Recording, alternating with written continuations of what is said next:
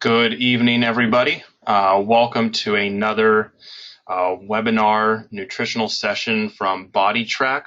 We're bringing these to you guys once a month as best we can with different topics, different ideas, different ways for everybody to get more involved in their own personal nutrition and bring you some information and data, evidence-based and scientifically researched nutritional information that you can hopefully use to better your nutritional practices and your health and your ultimately your performance whenever you exercise and throughout the day. This session is a part two. This is supplements for cardiovascular endurance training and weight loss. Last time we talked about supplements for muscle gain, strength gains, hypertrophy, and size. And this time we're going to go on the opposite route for weight loss, fat mass loss, and cardio endurance training. So again, my name's Michael DiBiase. I'll be bringing these sessions to you guys, and let's get started.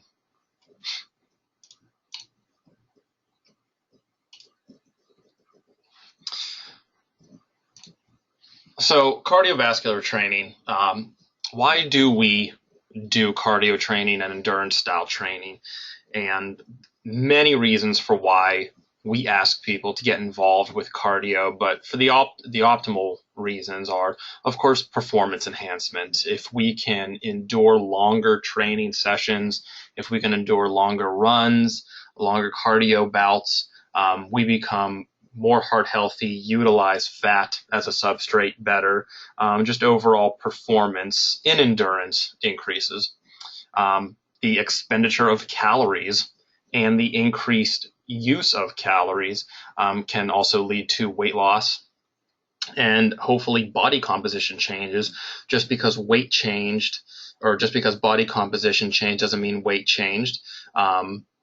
And so we do want to see a decrease in fat mass. With a decrease in fat mass and an increase or maintenance of lean body mass, of muscle, we are ultimately healthier and more functional in our daily lives and our exercise. The overall health benefits, we'll touch on these a little bit, but we do heavily talk about more performance enhancement, better exercising, better nutritional ideas for optimal performance in the exercise and fitness realm. And we will, again, hit on a little bit of just the general health benefits of endurance training and some of these supplements.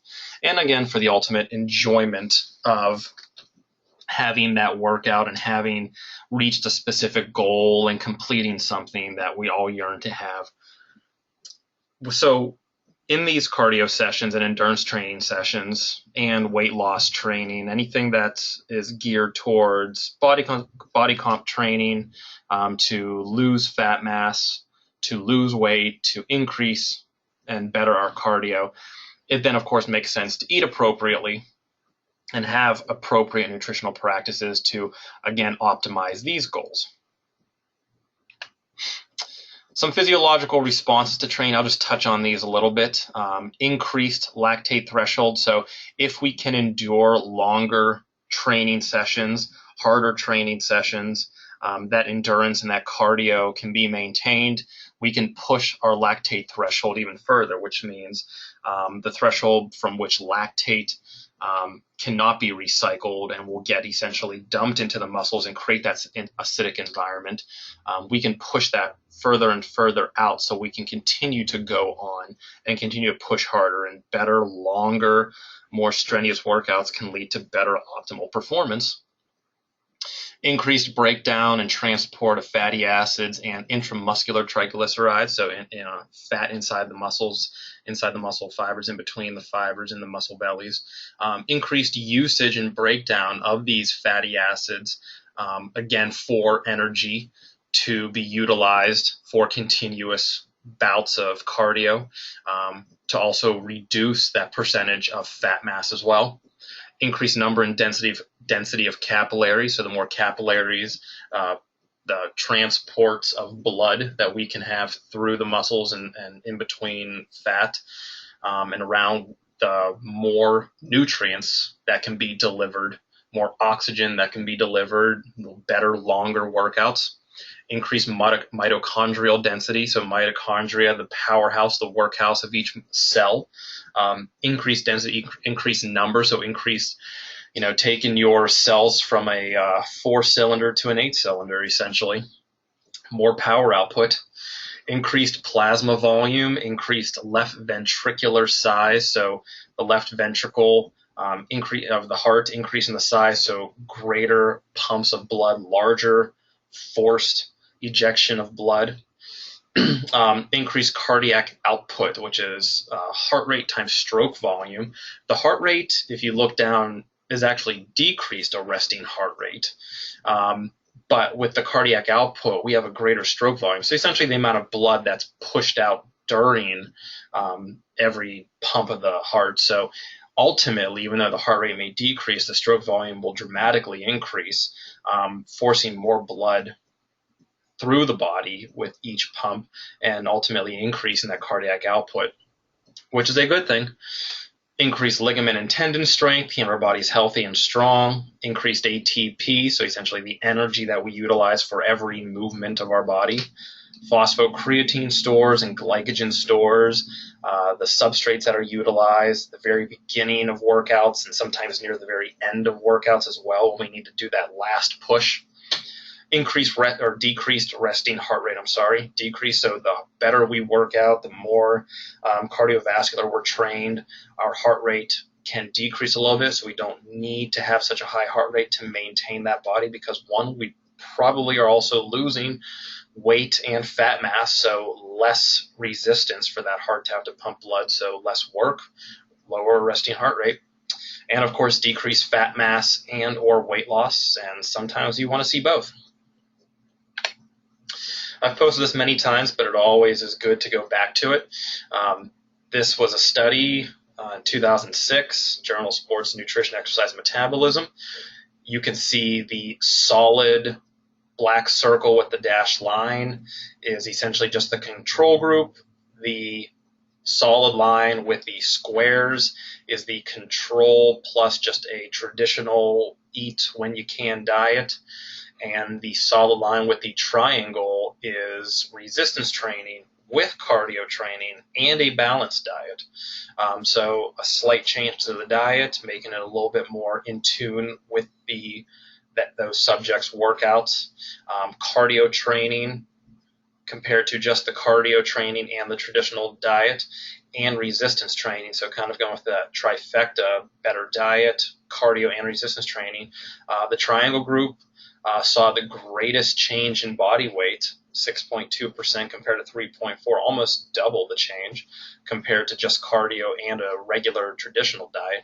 So this goes without saying that if you want to see body weight changes, cardiovascular changes, strength changes, reduced body fat mass, your best bet is probably a combination of resistance training, strength training, cardiovascular training, and an appropriate diet. Burning fat. So there are essentially two ways to utilize the fat. Either we decrease the fat storage or we increase the fat burnage. And ways to decrease the fat storage, of course, are absorbing fewer calories than we ultimately burn. So if we're burning 2,000 calories on average a day, our total daily energy expenditure, but we're only consuming about 1,500 calories, over time, we will see weight loss because we are putting less energy into the system, so the system has to essentially decrease. Keeping the blood sugar levels low to moderate. Not a lot of people realize this, but those spikes in blood sugar where the insulin comes roaring through to lower it, that's also essentially a fat transporter. So if we keep sugar levels, blood sugar levels low to moderate without these heavy spikes of no eating with low, hot, heavy eating, and then a high blood sugar spike, and that constant pattern of nothing to everything, low to high, that messes with our fat metabolism and our fat storage. So keeping them on a level that's low to moderate with no spikes can actually help maintain a fat storage that is optimal for us. And of course, at the cellular level, blocking entry of fat into adipose cells. And sometimes these can be done with specific supplements. Sometimes it's genetics. And that's definitely at the cellular level. But things that we can do on a daily basis are, of course, absorbing and consuming fewer calories and spreading specific meals out and keeping certain meals at a level where we are keeping the blood sugar levels low to moderate on a regular basis. Ways to increase fat burn, of course, is to increase the overall calories we are burning. So if we are essentially burning 300 or 400 calories during a workout in an hour, maybe it's best to try practicing going a little bit harder if we can get up to maybe 450, 500 calories, or maybe sometimes extending the workout or splitting the workout up so we ultimately utilize more calories each time over the course of time, and increase the use of fat as a fuel by the muscle. So knowing different ranges of heart rate ranges, knowing certain optimal positions and exercises that are going to utilize fat as a substrate rather than carbohydrates or proteins. Carbohydrates tend to be used during immediate and high intense workouts where we still use fat, just not a great percentage of fat.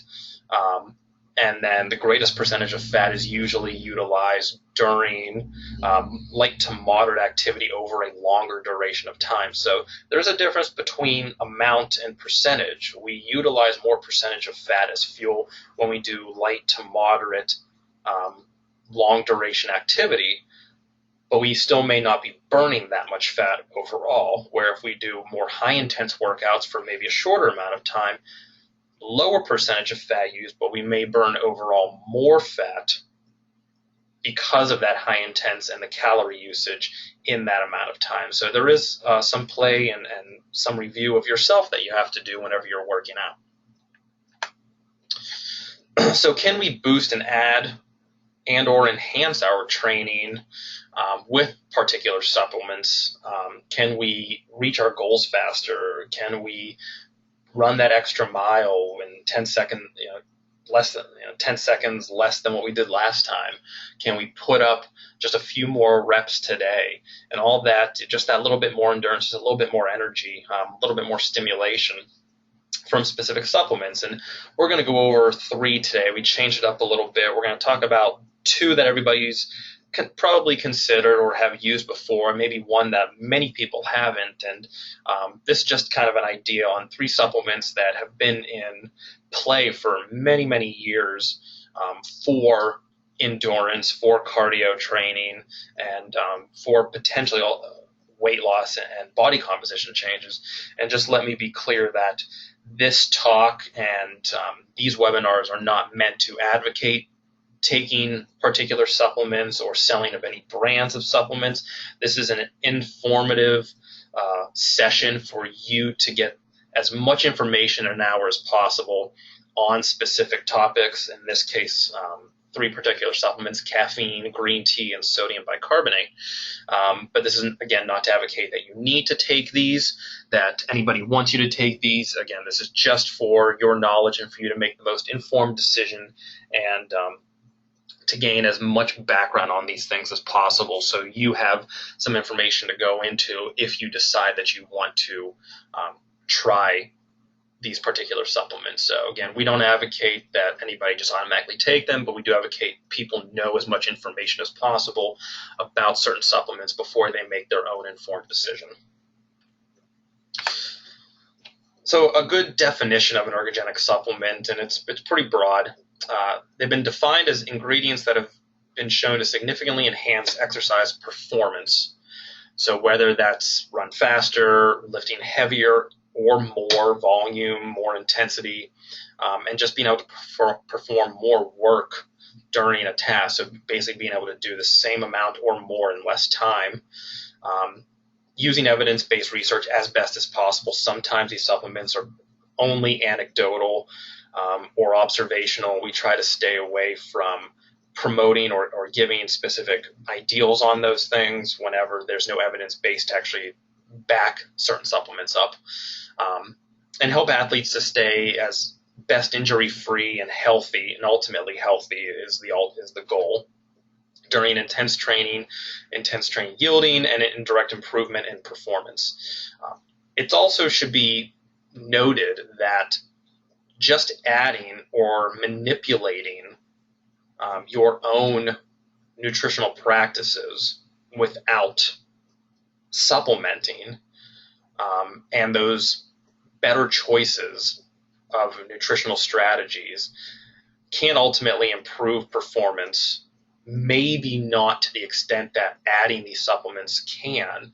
Again, that's up for debate. That's on a case-by-case basis. It's completely dependent on the person, but just being able to change your nutritional practices for the better can also be considered ergogenic as well. So we'll start with caffeine.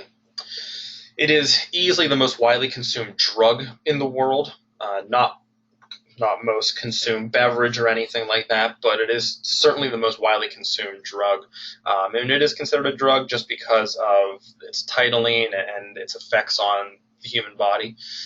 The active compound, we all know it as caffeine, but it's known as methylxanthine or methylxanthine.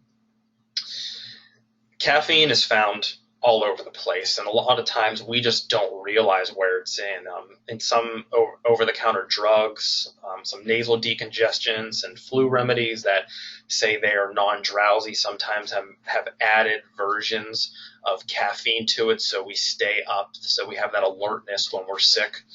Some foods that we consume have just endogenous caffeine in them.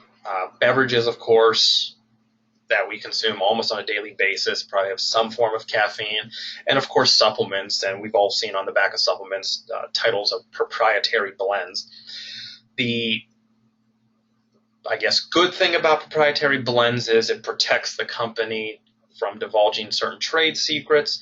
The bad thing is we have absolutely no idea how much is in each of those proprietary blends. So if it says caffeine is in the proprietary blend, they are not required to tell us how much caffeine. It could be a lot. It could be almost nothing. So it protects their company, but it also hinders us from knowing exactly what we're taking in. So it's more of just a question of, if I take this, what's going to happen? And we just have to be better informed as to what we're actually ingesting and consuming. Most of us know caffeine through coffee, tea, cocoa seeds. Very few probably know it through cola nuts, but almost all of us probably know it through soft drinks. And most of the soft drinks that we have some amount of caffeine, and it depends greatly on the company and the way they're made. The good thing about caffeine is that it empties quickly from the stomach, so we definitely see a concentration level spike, and we can feel it, the effects of caffeine, probably sometimes around 30 to 45 minutes after consumption. So it doesn't take long for it to go into effect, and it definitely has an effect on some people and others none. We'll talk about that in a little bit. Here's just a quick table for you, and again, these are not specific, but they are pretty close to being spot on with some of these drinks. Just generic brewed coffee. They're using 12 ounce for a lot of these drinks. Some of these drinks are standardized to 6 or 8 ounces, but they've kind of gone on just a little bit of a change. Generic brewed coffee can contain up to 200 milligrams per 12 ounce. So if you break that down per cup, you're probably looking at about 100 to 150 in just generically brewed coffee at your home or at a restaurant. Brewed tea, of course, is going to probably have less. Coke, Pepsi, soft drinks, anywhere between probably 35 to 40 or up near 50 sometimes per 12 ounces. 5-Hour Energy come in 2 ounce little shots. As you can see, 2 ounces 138 compared to 12 ounces in just regular coffee is 200. So it's 6 times less the amount, and probably close to 60% of already the same amount of caffeine in 5-Hour compared to just regular coffee. So if you had 6 of those 5-Hour Energies, you have the same amount of fluid, but quite a lot of caffeine in your system.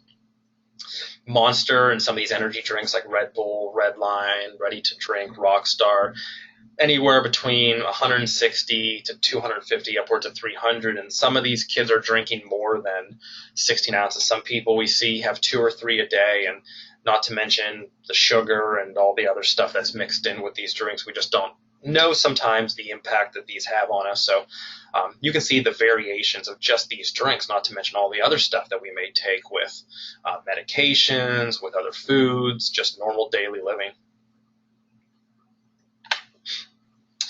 One thing we have to note is caffeine is not energy. When most people say, "Oh, I get so much energy when I take caffeine or I drink coffee," well, technically that's not true. Caffeine itself is not energy. It's a stimulant of the central nervous system. So the technical phrase should be, "Oh, I'm stimulated when I take in caffeine," because the caffeine itself, without getting into the scientific data and pictures and anything like that, it essentially affects the nervous system, muscle, fat tissue, etc., by stimulating certain enzymes to block essentially adenosine receptors, and which can help stimulate the central nervous system, among other things. We will also see with the ingestion of caffeine an increase in resting energy expenditure. So essentially that energy expenditure, what we have of sitting and relaxing, anywhere between 7 to 15% increase. So it could be as low as 7, I've seen it as low as 3 sometimes, and as high as 15, even a little higher. So we'll say just generally about 7 to 15% increase in resting energy expenditure. But if you also see that it's anywhere between 100 to 400 milligram dose, so that's a relatively large disparity. Some people can't consume that much caffeine in a day because they just get too jittery. Other people can consume, up to 400 and not feel anything. So it's a large range to pick from, but there has been scientific data that shows REE, resting energy expenditure, does increase on a short-term basis. Does not last the whole day. It usually lasts anywhere between 2 to 10 hours of half-life of caffeine. But that mild increase, that percentage of 7 to 15% over the course of a long time, may have some longitudinal benefits, but there needs to be more long-term studies, because unfortunately these long-term studies have not conclusively shown effect, positive or negative, on body weight. So more of these need to be done, but as you can see, we need to frame the resting energy expenditure better. How long does it last, and what is the appropriate dosing? Some people are responders and some people are non-responders. Some people can consume a cup of coffee and be very jittery, be very alert, have that stimulation right off the bat within 30, 45 minutes. Other people can consume cups and cups of coffee and not feel anything other than now just full of water and full of a hot or cold liquid. So some of us are non-responders, some of us are very sensitive, very significant responders, and it's really just kind of a play on how much coffee does somebody really need to respond. And if somebody's very sensitive, they just may not need as much. Some people report being overly sensitive, and again, not sensitive at all to the consumption. So it really just plays in the genotype and the genetics of that person. But we do need larger sample pools and studies to see a better statistical significance. Right now, the SS is not high to say genetics play this and responders and non-responders. So we need a little bit more people to kind of determine a better significance between responders versus non-responders. Something people don't know about caffeine, especially with food, is that a lot of studies are showing and have shown that caffeine availability and absorption, so whenever it's finally in the system and being utilized and absorbing from the stomach lining into the blood, can decrease upwards of near 20% of availability whenever we intake carbohydrates or fats or even proteins. A lot of us drink coffee with sugar, with creamer, heavy cream, milk, and it makes the bitterness of the coffee more manageable, and it certainly makes the drink more flavorful.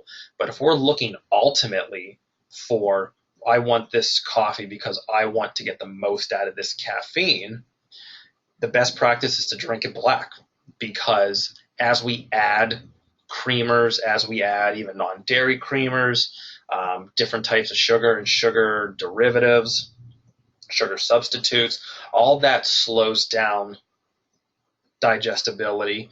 All that slows down the bioavailability of that caffeine. So we would essentially need more coffee if we are using coffee as our example, or Coca-Cola or any other soft drink. We would just need more of it to make up that loss. More of that sometimes means more calories we're also consuming if it's a soft drink, if it's an energy drink. More coffee or more brewed anything just means we're drinking more of this fluid to get the same amount. So if we're looking for the flavor, stick with then whatever you prefer. If you're looking for the coffee as more of a stimulant, you want to get the best out of the caffeine, best practice, drink it black. This is something a lot of people don't recognize, is going to these chains, these large coffee houses, and not denying that some of these drinks are very delicious, but some of us use it for the caffeine stimulation. And that's fine. No matter what, you'll probably get caffeine stimulation, but we're also going to get a mixture of calories for energy. So we're getting stimulation of actual metabolic processes kind of warming up if now we're consuming calories, consuming carbohydrates. So we'll see insulin come pouring in as well, that blood sugar spike, and we will get caffeine. But the one thing that we don't consider is the caffeine amount in these drinks can change dramatically throughout the day. In the morning, the barista may be very on top of it, maybe measuring the coffee grinds out very specifically, very intently. Everything is measured, everything is timed appropriately, all the temperatures are right. But as the day goes on, the humidity in the room can change, the length of the time those beans or the grinds have been sitting in the machine or sitting out in an open area, so they're more volatile and more exposed to the outside environment. The person brewing, sometimes not every barista, I'm sure, is the most punctual, working at every single moment. So sometimes that the measurements may change. The time of the brew itself may differ. The amount of water used, age of the bean, size of the grind, all of those changes and all of those differentiations create and can create drastically different amounts of caffeine in each drink. You may get a caffeine drink that has 450 milligrams at 9 a.m. and then go back and get the same drink and it may have 3 or 350. So that 100 milligrams can be a difference in a lot of people. I mean, if you're paying the same money, you're getting drastically different amounts of things throughout the day just based on all of these different variables. So just be cognizant of there's no best time. I haven't seen a study that says best time to go get perfectly made coffee at the right amount of caffeine is at this time. But just know that all those variables do play in what it is you're drinking and how that drink is going to affect you.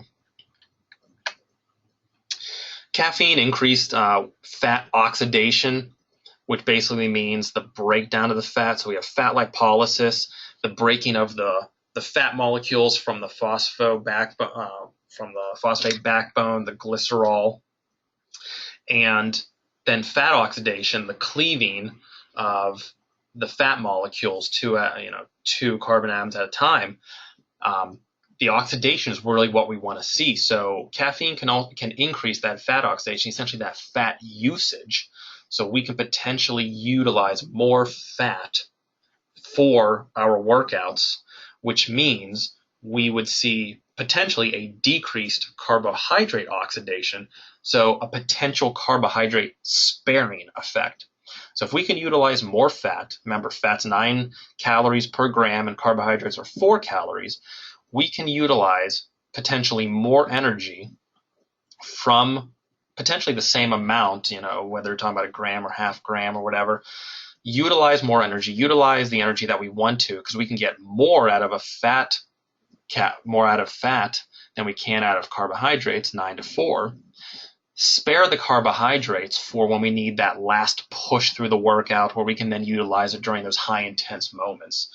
So the more we can spare the the carbohydrate, potentially the better workouts and the longer the workout we can sustain. Increased movement of the free fatty acids from adipose and intramuscular reservoirs. So again, the breakup of the free fatty acids to be utilized for fat oxidation. So caffeine can potentially have that 2-for-1. Help move the fat into circulation and then utilize that fat for energy. Caffeine has a greater effect on the young and trained people. So sorry if you're untrained and maturing. Caffeine just seems to have a greater effect on people who have been working out on a more consistent basis, and of course younger people. Another study revealed about a 20% increase in energy expenditure in a trained versus untrained people. And in those trained people, more fat was actually utilized as fuel. So the energy expenditure that the trained people put out was 20% better than the untrained. So they were able to put out more energy in the same amount of time and utilize more fat. So more energy expenditure, more calorie usage, more fat burnage, potentially better body composition changes. And it can also may reduce rate of perceived exertion, so helping decrease pain receptors. There have been some studies that people have taken caffeine during heavy workloads or during certain VO2 tests, and the rate of perceived exertion dropped about 5 to 6%. So where somebody may have said they were about a 7 or 8 on the 10 scale, they may have said they were about a 5 or a 6. So just slightly lower than what they normally would have said, and that may have to do with the blockage of adenosine receptors in the body. So one study showed that they did a combination caffeine-ephedra combination. We're not going to get too much into ephedra. There are legal issues with ephedra. In 2004, it was banned. I think there have been some changes since then. About 10 milligrams of ephedra alkaloids are potentially legal now. We're not going to get into that, but just to show the combination of 8 healthy males and females, so subject groups of 4 and 4. Moderate caffeine use, about 150 to 300 milligrams a day. So if you go back to the other slide, a regular drink, 6 to 8 ounces of coffee can be anywhere between about 100, 120 milligrams. So you're looking at somebody who would drink probably 2 to 3 cups a day, which for a lot of people would be considered normal. 30 minutes of baseline day. So they did heart rate, blood pressure, VO2, so amount of oxygen utilized at a given time, resting energy expenditure, so their metabolic rate at rest, and what the treatments were. So caffeine, 150 milligrams, Ma Huang, which contains about 20 milligrams of ephedra alkaloid. So the C plus E, so caffeine plus ephedra, and a placebo. So after going through the changes in heart rate, blood pressure, and caloric expenditure, you can see that the group in purple, the placebo, compared to the caffeine ephedrine group, the heart rate was certainly higher in the caffeine ephedra group. Made sense since caffeine can increase resting heart rate. So we saw a greater percentage in that. Systolic blood pressure, so blood pressure, being injected from the heart, saw a greater change in that. So the stroke volume, the blood pressure, the heart rate, all changing, saw a greater change compared to the placebo. But then you go to kcals per minute. So we saw a greater change in the caffeine ephedra group compared to the placebo. So everything was higher than the placebo group, and including kcals per minute being burned. And this goes back to potentially this large conglomerate effect of increased heart rate, increased resting energy expenditure, decreased rate of perceived exertion, being able to go harder, go a little bit longer without feeling as much pain, being able to burn that many more calories in the same amount of time. There's been a few things that people have also talked about is, when I drink caffeine, it makes me go to the bathroom, and caffeine is a diuretic and it dehydrates you. And I can tell you that there has not been one study that is scientifically evidence-based shown that caffeine is a heavy diuretic and causes someone to go to the bathroom and hinders hydration. So some people say, oh, it dehydrates you. You can look up study after study, and there will be no evidence base. There may be anecdotal basis for some people that it may have some effect on that, and they also just may not be consuming that much water throughout the day. But as an evidence-based research notation to say that it does this, I haven't seen one yet. So from the International Journal of Sports Medicine, 97, one of their answers were caffeine consumed in a carb electrolyte beverage, so kind of like an aid that you would drink before or after a workout during moderate endurance exercise apparently does not compromise body hydration status. Another one from International Journal of Sports Nutrition, Exercise, and Metabolism in 2004, there is little evidence to suggest that the use of beverages containing caffeine during non-exercise might hinder hydration status. So more and more research is showing that caffeine has almost no effect on hydration status. And some people say, well, when I drink hot coffee in the morning, I go to the bathroom a lot. Well, a lot of that may also be a placebo effect, but a lot of that may also be because we are fasting and we are essentially asleep for a third of that day for approximately 8 hours, where we haven't consumed any fluids, haven't eaten anything. Then all of a sudden we get up, start moving around, the metabolism's kicking in, and we consume hot liquid almost immediately before anything else. I would have to say that the body would excrete hot water if we were probably just drinking hot water or hot milk. So to say that it's coffee and caffeine, again, more and more research is showing that it doesn't hinder hydration. So there's no reason to say that just because it's coffee that we're going to the bathroom in the morning, it couldn't be anything else. In 2005, for people who are interested in more tactical training and our military forces, McClellan and in 2005 they did a caffeine study on vigilance, marksmanship, and performance running during 27 hours. So what they did was they kept these essential special forces soldiers awake for 27 straight hours, fed them caffeine, and saw how they would perform after that. And this, for some soldiers, may be very reminiscent of the battlefield, not being able to sleep. I'm not a soldier. I can't speak on behalf of them, but being awake for 27 hours of sustained wakefulness does not surprise me if that happens. Caffeine had no impact on marksmanship, so no negative or positive impact on them being able to take specific shots at certain marks. But even though at 27 hours of sustained wakefulness, caffeine did improve the 6.3 kilometer run by 1.2 to approximately 1.8 minutes. So even at 27 hours of complete wakefulness, without any sleep, they were still able to improve the run time by about, again, 1.2 to 1.8 minutes. And the observation and reconnaissance tasks that they were given, and we don't know those specific ones, they were strictly maintained in the caffeine group compared to the placebo group, which decreased. So caffeine does play a great role, on the battlefield in these situations, and in these, of course, body movements, and maintaining certain aspects of more agility-based and more finite movements like marksmanship and certain reconnaissance, rather than just blunt moving through a run, where that was improved. But having to maintain these small acute changes like marksmanship, those were not impacted with the caffeine group. So caffeine had a great impact with these people. So in summary, increased energy expenditure with caffeine, increased free fatty acid circulation, so the use of fat better for energy, the breakdown of fat for energy. It's a central nervous system stimulant. Potential glycogen carbohydrate sparing. And again, potential, there are some studies that show both effect and no effect.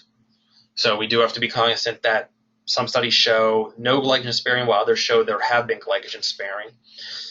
The amount necessary for the effect is approximately 3 to 4 cups of coffee, so 200 to 300 milligrams. So for some people, they look at that and say, oh, that's a lot. I would never consume that much. But for that ergogenic effect, the recommendations in a lot of studies have been anywhere between 3 to 6 milligrams per kilogram. So if you're a 200-pound person, that's approximately about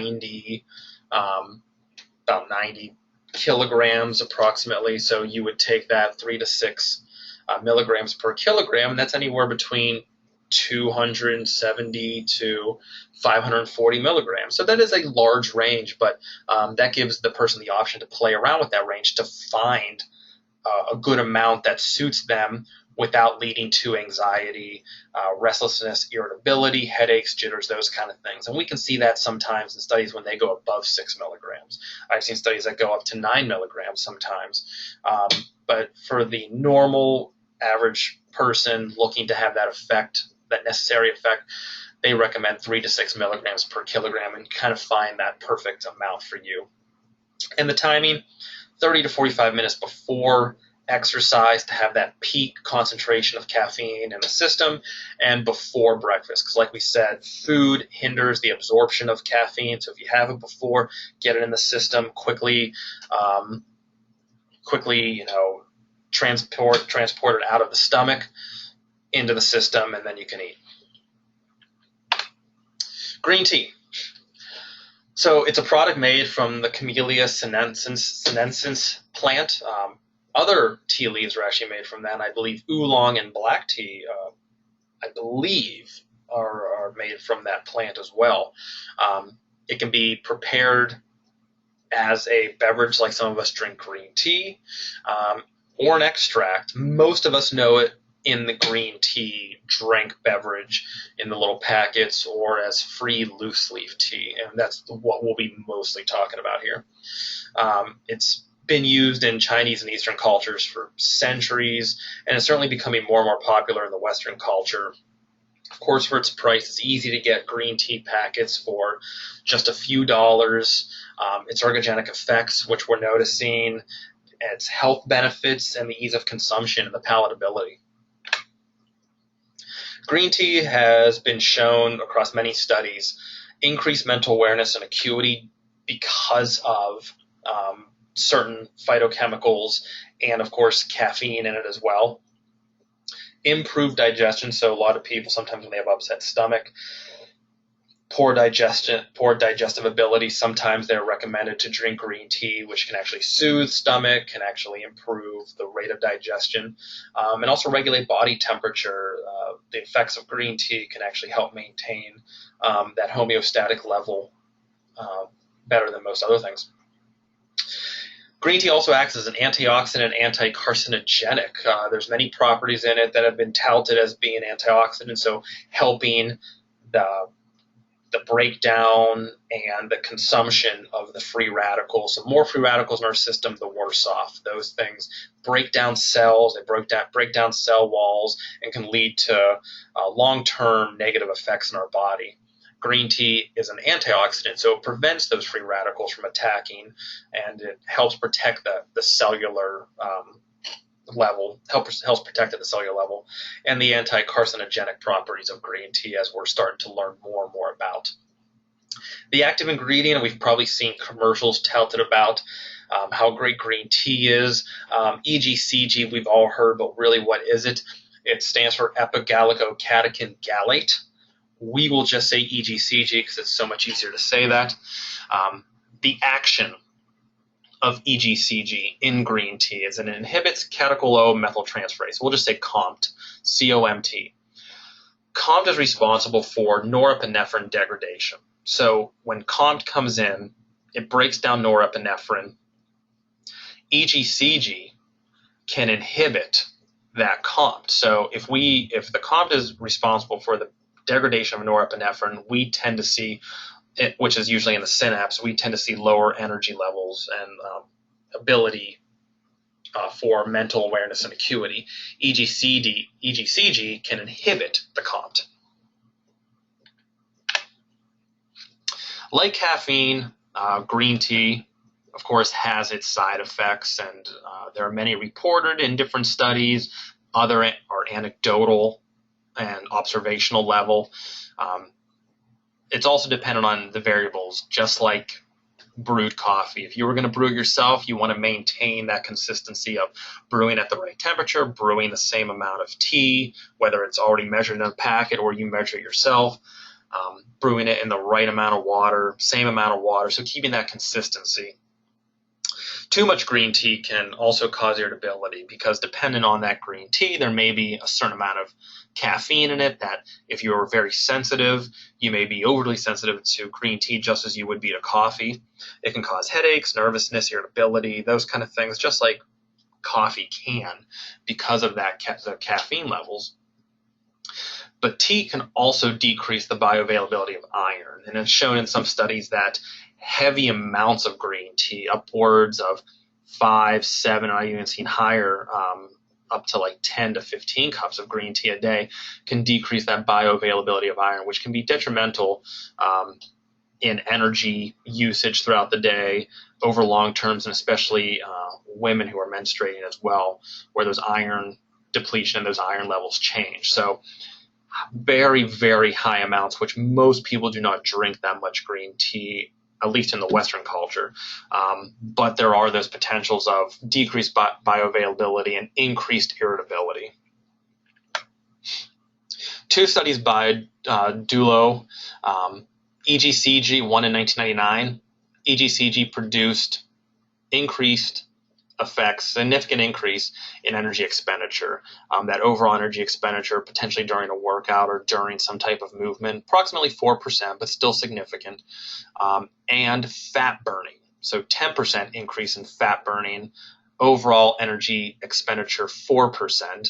So that means there's probably potentially some usage of carbohydrates as well versus a placebo. So the EGCG definitely had a play on blocking that COMT and increasing the energy expenditure and the fat burning, just like caffeine would. And then Dulo, also in 2000, the combination of EGCG and caffeine showed that that was better than just caffeine alone. It looks like, whenever they did the study, that there was a great synergistic effect. So the combination of EGCG and caffeine had even a heightened effect, a better, more positive effect than just caffeine or just EGCG alone, and an increased fat burning effect by approximately 200%. Now, that doesn't mean that we're going to burn every single time 200% of our fat away, because it's not possible, but the increase of 200% just means we've seen a multitude level of fat usage, of fat burning, compared to just caffeine, just EGCG, and a placebo alone. So for people who are looking for that great performance enhancement and who can handle, who aren't maybe that sensitive but have a manageable sensitivity, the combination of EGCG and caffeine may be sometimes the best bet. There was a study titled Body Weight Loss and Weight Maintenance in Relation to Habitual Caffeine Intake and Green Tea Supplementation. So this is a combination of habitual, so regular caffeine intake, and green tea supplementation.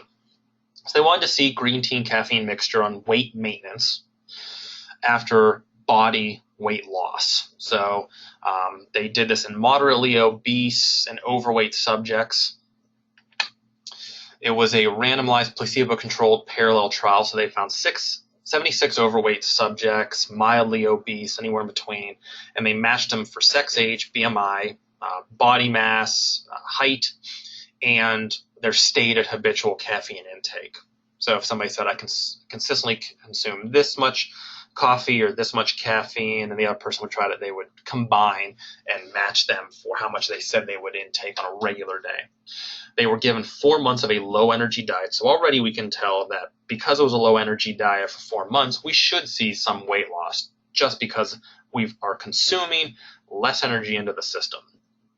After that, they followed that with a 3-month weight maintenance. So they probably gave them a specific diet that allowed them to maintain that specific weight within a given range of poundage after they met a specific weight loss goal over those 4 months. But during the weight maintenance period, they were giving a green tea caffeine mixture, and that mixture contained 270 milligrams of EGCG and 150 milligrams of caffeine per day, or they were given a placebo. The results, all subjects lost anywhere between about 6 plus or minus 1.8 kilograms of body weight after the 4 months. The high caffeine consumers, which was on the one side of the parallel, reduced weight, fat mass, and waist circumference more than the low caffeine consumers. So that may also be due because of the caffeine having that resting energy expenditure level, increasing that REE, increasing the fat burnage by a specific percentage over that length of time. Resting energy expenditure was reduced less. So because they all lost weight, we know from previous talks that we've gone through, as we lose weight and as we lose essentially mass, our resting energy expenditure tends to decrease a little bit because resting energy expenditure and energy expenditure is heavily dependent on lean body mass and overall weight. But the high caffeine consumers saw that their resting energy expenditure decreased less than the low caffeine, so they saw less of a decrease. The respiratory quotient was also reduced. That means the respiratory quotient anywhere between about 0.7 to 1.0. As that number gets closer to 0.7, based on carbon dioxide and oxygen intake and outtake, as that number is closer to 0.7, more fat means more fat is being utilized as fuel. The closer that RQ gets to 1.0, the more carbohydrates are being used as fuel. So as the RQ was reduced closer to 0.7 or moving towards 0.7, that means more fat started to be utilized as fuel. Now during the weight maintenance phase, the low caffeine consumers still reduced the body weight, waist circumference, the respiratory quotient, and the body fat. And again, during the weight maintenance, this is where they received the 270 milligram EGCG and the 150 milligram of caffeine. So during this weight maintenance phase, they are receiving the supplementation now. The low caffeine consumers on this supplementation and during the weight maintenance still saw reduced body weight, reduced waist circumference, reduced respiratory quotient, and reduced body fat. But the high caffeine consumers saw no change during the weight maintenance and during the supplementations. So we talked about how caffeine can have this great ergogenic effect and the combination of caffeine and EGCG, but this study shows that this, for the low caffeine consumers and then the supplement, they still saw the weight loss and the reduction of body weight and waist circumference, where the high caffeine did not. So some things we can take away that maybe they just weren't able to quantify the difference between a responder and a non-responder. Someone who's naive, caffeine naive, so they may taper. They may do a few days of drinking coffee and then maybe go off it for a few days and go back on, or they may drink less than what they state, or they may drink a specific brew of coffee that just doesn't have that much caffeine versus true habitual, someone who's drinking steadily a specific amount of coffee that they are actually saying they're drinking. So there's a lot of things to take away from this study, but it does show that caffeine and EGCG can play on people who are low caffeine consumers compared to other studies who have shown high caffeine and EGCG can have that synergistic effect. So again, these are case-by-case studies. It really depends on the person, their workouts, and really what that individual's doing and what that individual's goals are. So in summary, as a supplement, you want to look for a standardized amount and content of EGCG. Sometimes you can find it on green tea packets or drinks or beverages, and you want to find an amount that says each fluid amount or each serving size contains this much EGCG. Most studies have shown or have utilized a 270 milligram dose 3 times a day. So approximately 750 to 800 milligrams. is what has been shown to have an ergogenic effect. If you break that down into cups of green tea, and green tea really does contain a lot less caffeine and EGCG than other things. But if you're anywhere between 40 to 80 milligrams of EGCG per cup, to get that 750 milligrams for that ergogenic effect, that means you would need to consume approximately anywhere between 9 to 20 cups of green tea a day. Now you have to consider how much caffeine is in each of those cups of green tea, the reduced iron availability, all the other negative effects of that amount of green tea. So to get that EGCG supplemental ergogenic effect, supplement of EGCG or green tea may be necessary. So someone is not consuming upwards of 20 cups a day, depending on, of course, the brew and the brewing time of the green tea. So to say EGCG has that great effect and out of drinking green tea, that's very hard to determine.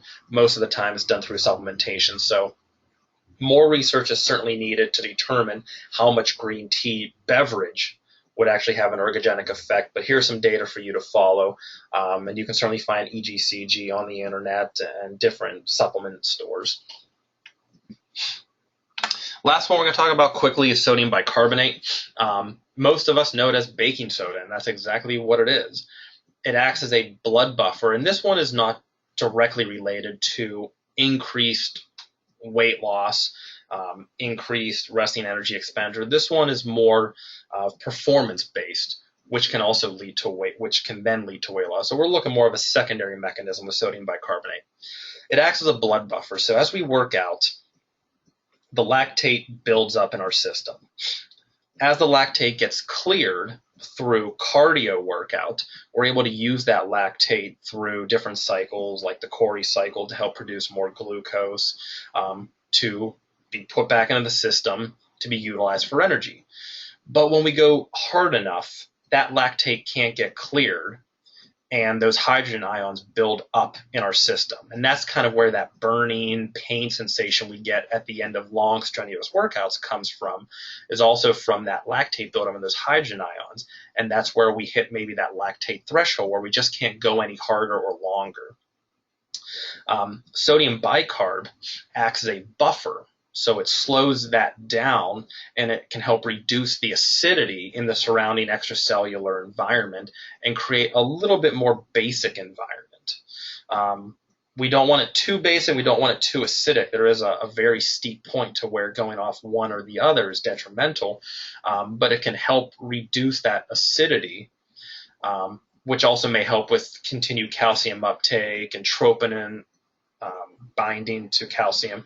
But more research is needed for sodium bicarb. The one thing about sodium bicarb, the optimal dose that we have seen for increased performance is about 0.3 grams per kilogram. So again, if we take a 200 person, we're looking at about 90, approximately 90 kilograms, about a third of that. So anywhere between 30, 35 grams with approximately 1 liter of water. That, for some people, can be a lot. Having that high level of sodium bicarbonate can lead to stomach cramps, because remember, we are consuming baking soda in some type of drink. It can lead to diarrhea, nausea, gas. But for those that can handle the bicarb and create that basic environment, the benefits have been shown for exercises anywhere between 1 and 10 minutes in length, or repeated bouts of high intense energy or exercises. So consistently doing long-term workouts where it's high energy, repeated bouts over and over and over again. We have seen great benefits with that sodium bicarb, but that performance effect range, unfortunately, is large. We have seen anywhere between 5% increase or 2% increase in performance, all the way up to 20%. So to say that it's a guaranteed percentage of this much performance increase, it's hard to say, because everybody responds to bicarbonate differently, and everybody's intake is going to be different. And that alkalinity, that basic that alkalosis, there's a weak correlation to that, to the alkalosis, the alkalinity of the blood and extracellular fluid. So 2 to 20% is a large effect range. Some people may only see a 2% increase, which may not be statistically or even observationally significant in their performance. 20% certainly could be, but it is good to know that sodium bicarb can have a secondary effect in increasing the performance in these short bouts, in these repeated bouts of high intense exercise, which can then lead to increased caloric expenditure, increased energy expenditure, and potentially then lead to decreased weight and increased fat breakdown. 19 studies show positive effects, 16 show no effect out of many, 35, 36 plus studies. I think it was up to almost 40 now of different studies of sodium bicarb. So it's kind of on the fence, but it's one thing to consider that if somebody's looking for performance benefits in those short range times, sodium bicarb can certainly be a ergogenic effect. So general summary, no supplement will ever beat a top-notch diet and workout plan. That's just hands down true. You have to have a optimal nutrition plan. You have to have optimal workout plan for that supplement to see the greatest benefit. You still may see a benefit from taking those supplements, even if those are not on par. But if you want the best bang for your buck, having that good diet, having those good nutritional practices and that workout plan is going to benefit you tremendously, along with that supplement. Supplements are made to do just that. They supplement whatever it is you're eating. They don't change it. They don't modify it. They just add to it. So if we're going to add something good to something bad, that doesn't necessarily make it good. If we want to add something good to something good, let's make it great then. Supplements can be highly beneficial, but for the specific individual, for the right individual, and again, supplements are on a case-by-case basis, and you have to use them for the right reasons. Taking certain supplements for power and strength, while taking other supplements for more endurance, there's no research to say that they work for either of those. You have to find the supplement that works for you, that matches your goals and matches your health and your nutrition, your exercise plan. And really, what are you going for? Enhanced athletic performance, enhanced body composition, or just overall enhanced health? Because each of the supplements that we talked about and all the other supplements on the shelf have a specific goal. So you have to find a supplement that fits whatever goal or goals you have. So back to caffeine, CNS stimulant, increased resting energy expenditure, increased fatty acid breakdown. 3 to 6 milligrams per kilogram per day is the general recommendation, about 30 to 45 minutes before the workout or early in the morning. You got to know if you're a responder or non-responder, and the best way to do that is trial and error. Caffeine is reduced. The absorption is reduced with food intake. So take caffeine on its own, drink coffee black, and anywhere between 3 to 6 milligrams per kilogram per day. EGCG in green tea, same thing. Central nervous stimulant, increased resting energy expenditure, improve mood, body temperature, antioxidant, and anti-carcinogenic properties. 270 milligrams 3 times a day, it's about 750 milligrams total per day. Find that standardized amount of EGCG in it. And know the limitations of a green tea beverage. Remember, some of those green tea beverages also have high amounts of calories and sugar in them, can also decrease iron absorption and have increased caffeine intake that we just don't know about. So if we're taking green tea and coffee, just remember that you're potentially drinking a lot more caffeine than necessary. And then sodium bicarb, 0.3 grams per kilogram per day, potential positive effect on performance in that short range of 1 to 10 minute bouts or those intermittent high intense exercises. Some studies have shown, unfortunately, both positive effect and no effect, so more research is needed. and it can reduce the acidity and promote more basic extracellular environment. So if we can keep the level the blood at a certain pH level, we may be able to push through longer into workouts, which may mean we can utilize more energy, higher energy expenditure, better calorie usage, better body composition changes, and more weight loss. And that's it. I'm glad for those of you who joined. I appreciate you guys listening in. If you do have any questions, please submit them to Body Track, and I'll be glad to answer them as they come through. If there's anything else you guys would like to see or learn about, please send them, and we'll be glad to do a webinar on them. Again, thank you for your time. Hope you enjoyed this. If you have any questions, let us know, and have a good evening.